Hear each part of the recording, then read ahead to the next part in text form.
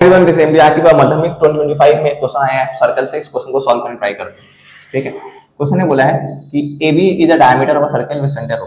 अब बोला A B एक डायमीटर ऑफ अ सर्कल है, तो बना देते हैं आराम से। ए बी मेरा एक डायमीटर है जिसका सेंटर कितना है, सेंटर ओ है।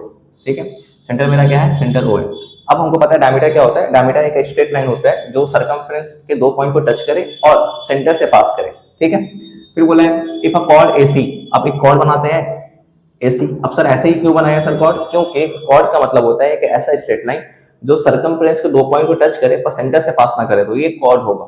ठीक है, बोला सबसे 60 डिग्री एट द सेंटर। ये जो कॉर्ड है जिसका वजह से सेंटर पे 60 डिग्री एंगल बना। ठीक है, then find the value of O C B. ये मेरा ओ है, ये सी है, ये बी है। तो इसको अगर जोड़ दे ऐसा करके हम, तो ये जो एंगल निकल के आएगा ये हमको फाइंड करना है।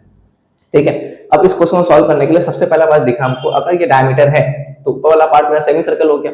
डायमीटर जो होता है सर्कल को दो हिस्सों में भाग करता है, दो हिस्सों में डिवाइड करता है, तो ये सेमी सर्कल हो गया। और angle at the semi circle, all angles at the semi circle, semi circle में बनने वाला सभी एंगल 90 के इक्वल होता है। ये पूरा एंगल जो होगा सेमी सर्कल में बना ना, ये पूरा एंगल जो होगा, ये पूरा एंगल का वैल्यू होगा 90 डिग्री।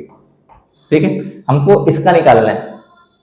ठीक है, पर पूरा का एंगल हमको पता चल गया 90 डिग्री। अब यहाँ देखोगे ओ सी को देखो और ओ ए को देखो, तो ओ है सेंटर से लेकर सर्कमफ्रेंस की दूरी, और ओ ए जो है वो भी मेरा सेंटर से लेकर सर्कमफ्रेंस की दूरी।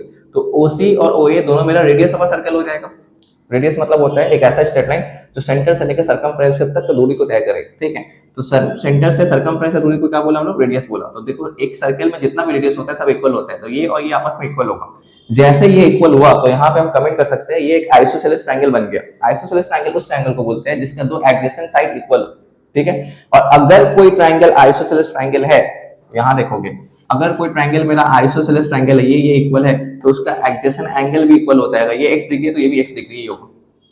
ठीक है, और हमको प्रॉपर्टी पता है ट्रायंगल का कि ट्रायंगल का सम ऑफ थ्री एंगल 180 के बराबर होता है। तीनों एंगल को अगर सम करोगे तो 180 के बराबर होगा। अगर ये 60 डिग्री है तो ये एंगल इक्वल होना होगा।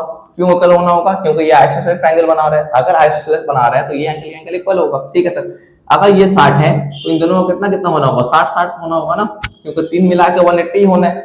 अगर ये 60 है इन दोनों को इक्वल भी होना है साथ में, तो 60 डिग्री हो सकते हैं और कोई ऑप्शन नहीं है। ठीक है, तो हमको समझ में आएगा ये 60 डिग्री है। अगर ये 60 डिग्री है, ये पूरा 90 डिग्री है।